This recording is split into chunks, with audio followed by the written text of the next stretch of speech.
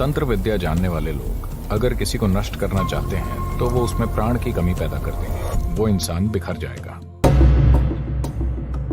अगर आप किसी के प्राणों की बनावट समझते हैं तो आप उनका अतीत, वर्तमान और भविष्य जान जाते हैं।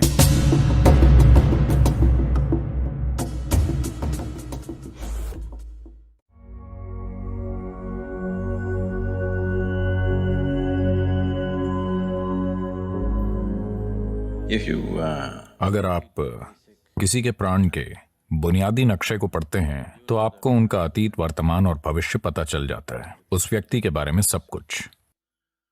क्योंकि एक तरह से आपका जीवन बस आपकी ऊर्जाओं की एक अभिव्यक्ति है कि वो किस तरह काम करती है। तो यौगिक प्रणाली के साथ हम अपनी ऊर्जाओं के काम करने के तरीके को बदलने की कोशिश कर रहे हैं। अभी इसमें अचेतन तरीके से चीजों का दोहराव हो रहा है, या अभी आपके पास जो यादों का भंडार है या आपका जो कार्मिक ढांचा है वो इसे काफी ज्यादा प्रभावित कर रहा है। ऊर्जा की गति उसी के अनुसार हो रही है।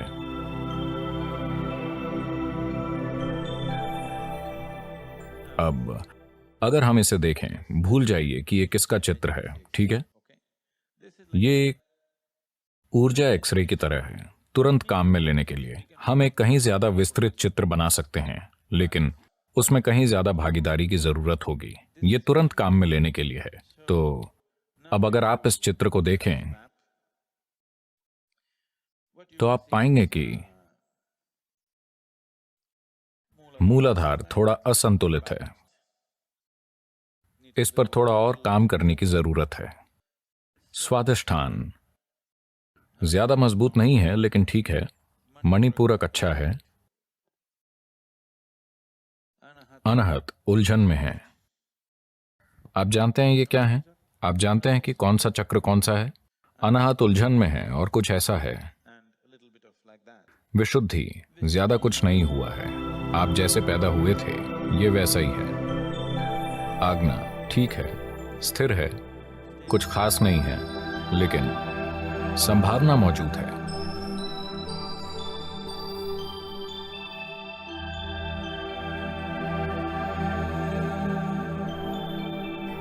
मेरे ख्याल से भावनाओं के एक लगातार बन रहे पैटर्न के कारण तंत्र थोड़ा तिरछा हो गया है, जिसे ठीक किया जाना चाहिए। हठ योग करने के लिए बिल्कुल सही चीज है। अगर आप ठीक से हठ योग करती हैं तो आपके ऊर्जा तंत्र में जो थोड़ा तिरछापन आ गया है वो स्वाभाविक रूप से ठीक हो जाएगा। तंत्र विद्या जानने वाले लोग अगर किसी को नष्ट करना चाहते हैं तो वो उसमें प्राण की कमी पैदा कर देंगे, वो इंसान बिखर जाएगा। अगर आप किसी के प्राणों की बनावट समझते हैं तो आप उनका अतीत, वर्तमान और भविष्य जान जाते हैं।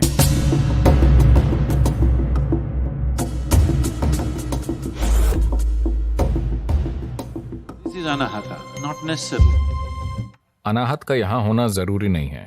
आप अनाहत को अपने हाथ में लाएं और बस किसी को छू लें, उनमें प्रेम का विस्फोट हो जाएगा।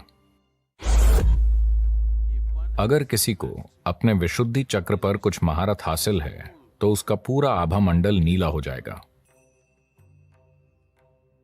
यह ऐसी आभा है जिसकी मदद से आप दुनिया में ऐसे काम कर सकते हैं कि दूसरे आपको महामानव समझते हैं। इसीलिए शिव ऐसे दिखते हैं।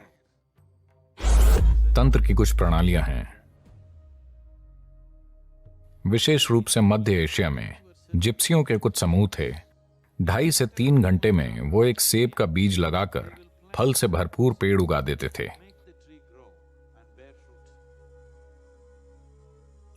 कुंडलिनी ऐसा आयाम है, इसमें तब तक दखल नहीं देनी चाहिए जब तक कि आप वाकई काबिल ना हो।